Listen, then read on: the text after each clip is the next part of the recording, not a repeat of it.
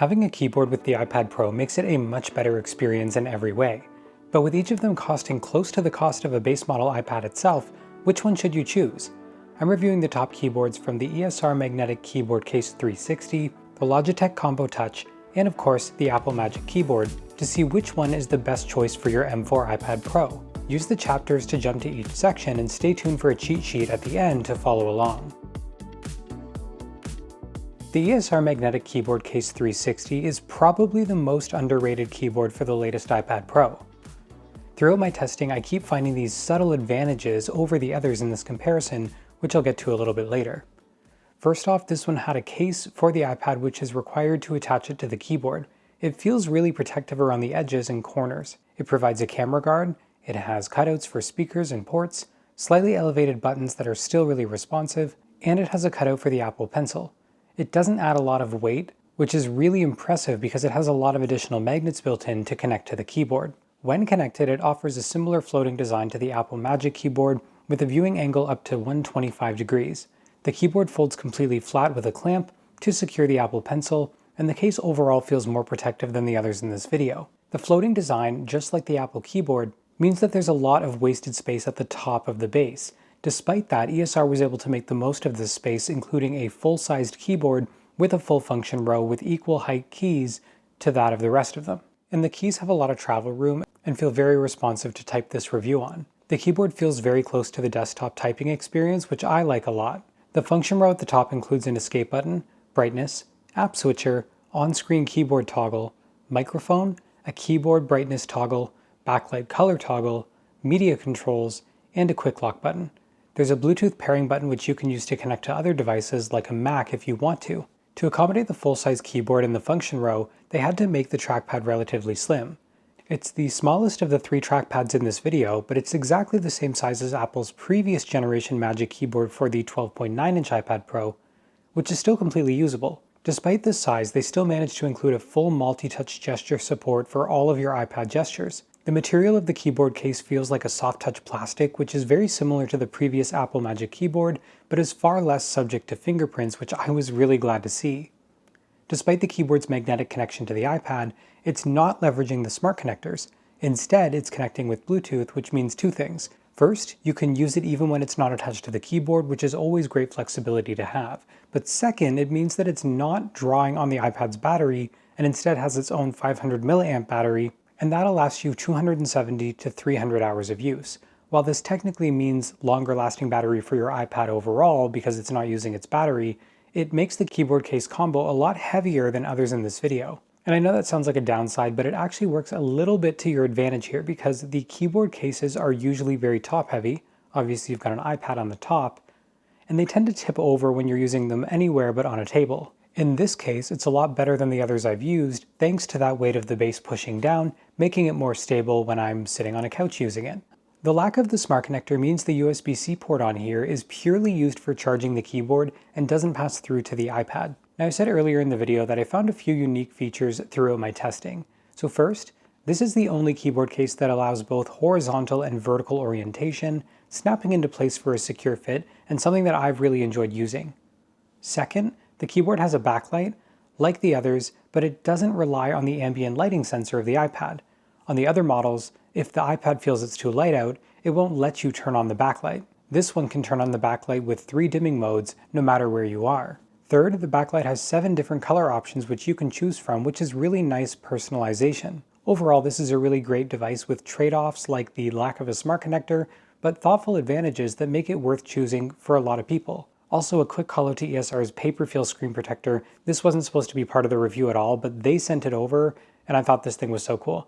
So this is a matte screen protector that when used with the Apple Pencil feels like paper, and I don't normally like these things because anything matte is just going to make your screen quality way worse. It's going to look like garbage, but this one's magnetic, and it means that I can use it temporarily if I'm drawing, but then I can take it off when I'm not using it, which I thought was absolutely genius. I highly recommend this to anybody doing anything with the pencil, and I love this thing. The Logitech Combo Touch is an elevated version of the previous, offering a redesign from the materials used for a more premium feel. It starts with a slim case that feels extremely high quality. with a built-in smart connector to integrate with your iPad and passes through to a connector at the bottom. The top of the case is exposed to allow easy access to mount an Apple Pencil. The case also has a built-in stand for added convenience, which I liked a lot. The keyboard is extremely high quality and sturdy feeling. It has pins at the top which are used to connect to the case, which is how it connects then to the iPad. Where the other options take a floating design that renders the top section useless and covered, this case sits back further, allowing maximum use of the space for a larger keyboard and the largest trackpad that I've ever seen on an iPad. What's kind of funny is that Apple also increased the size of theirs this year, but this is still way larger than anything that Apple has created, and I absolutely love using this thing. The keyboard itself is slimmer than the ESR keyboard, with less travel room for the keys, which feels somewhere between the absolute slimmest travel room with the Apple Magic Keyboard and the most room on the ESR. I think it's a nice balance for a keyboard that's extremely well built. The function row was shrunken down compared to the rest of the keys, and they've made some changes from what you would expect. Instead of an escape button, they chose to go with a home button that can be pressed to go home or double tapped for an app switcher. Next, there's brightness controls for the display, and then for the backlit keyboard. The backlight uses the ambient sensor in the iPad, which means it only turns on when it's dark enough in the room. Next, there's dictation, a screenshot button, media controls, and then do not disturb. Because this uses the iPad Smart Connector, this means it's using power directly from the iPad. This meant that they didn't need a battery and they could keep this thing as slim as possible. And unlike the Apple Magic Keyboard, they didn't use a USB-C port on the keyboard at all, meaning that you can only charge directly through the iPad port. Magnets in the keyboard mean that closing it will automatically put the iPad to sleep, which is great to see. And overall, this thing comes in at 660 grams of weight, which is lighter than last year's model. I really like this thing, and I think it's so close to perfect, but there's a few things that bothered me throughout my testing. First, the stand at the back, instead of using the floating design, make it really hard to use when sitting on a couch because it's just so long. In comparison with the others, there's such a small profile and easy to fit on your lap. This could have been more forgivable if the keyboard worked well while detached, because you could prop up your iPad somewhere else and then use the keyboard, but this doesn't have Bluetooth, so when it's not attached, it's completely useless. Of course, if you're using this thing primarily at a desk or a table, these trade-offs just won't even exist for you, and otherwise it's a great option. The Apple Magic Keyboard is the ultimate keyboard experience. Made with premium materials, color matched to the iPad, it's the best experience with the iPad in most ways, but it's priced that way as well. This year, it's made with the exact same exterior materials as last year, which is very prone to fingerprints and extremely hard to clean, so just know that before you pick one up. It's color matched to each color of the iPad, but I chose to get the dark keyboard because I liked the contrast. Overall, it's the slimmest and lightest option of all three options here, and is the only one with a pass-through fast charging with built-in USB-C, which is great because it frees up the USB-C port on your iPad for anything else like connecting a hard drive. This is the only option that doesn't require some sort of additional case for the iPad, which I'm a huge fan of. Opening the keyboard, you immediately notice that the inside has this new aluminum palm rest, and that is great, and it makes it feel way more like a Mac. The floating design has a few limited angles of roughly 120 degrees. The bottom of the hinge design is redesigned so that the iPad sits further back, likely enabled by a much thinner and lighter iPad this year. This allows for more use of the base for the keyboard and trackpad. This means that where the keys are the same height as last year, there's now the addition of a function row and an expanded trackpad that's larger than ESR's trackpad, but much smaller than Logitech's. The function row is extremely slim, offering escape, brightness, app switcher, spotlight, dictation, do not disturb, media controls, and a lock button. The typing experience is the single best option. The keyboard is slim but firm feeling for typing and closely resembles what you would expect from a Mac keyboard or a Magic Keyboard. The backlight is only enabled when the iPad ambient sensor allows for it, which you can then change the brightness using the settings app on your iPad. The trackpad is made of glass and actually doesn't move at all. It uses haptics much like a traditional Apple trackpad to provide a click when pressing or using Force Touch. And all of this was trimmed down to an extremely slim profile and weight, making it the perfect choice. The problem is that this thing is incredibly expensive, making it only perfect for those who want the absolute best experience on an iPad and are willing to pay for it. To help break it down, here's a summary of the video.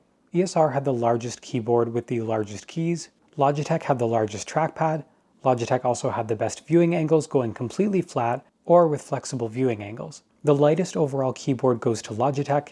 Logitech and Apple use the smart connector while ESR has a built-in battery. ESR was the only one to show and hide the on-screen keyboard and the backlight color changing toggle. Logitech was the only one with a dedicated screenshot button. Apple was the only one with a spotlight button. And in terms of unique features, ESR had vertical and horizontal docking, 7 color options for the backlight, Bluetooth, which means you can use it even when it's not attached. It also had an Apple Pencil clamp to keep things secure. Logitech had the largest trackpad, a removable keyboard, and a built-in stand even without the keyboard. Apple is perfectly color matched to the iPad, a secondary USB-C pass-through fast charging, and was the thinnest option. ESR was the cheapest option by a landslide, costing just 30% of what Apple's keyboard costs. So from all of the options in this video, which one is the right choice for you? In terms of best quality, Apple is the obvious choice here.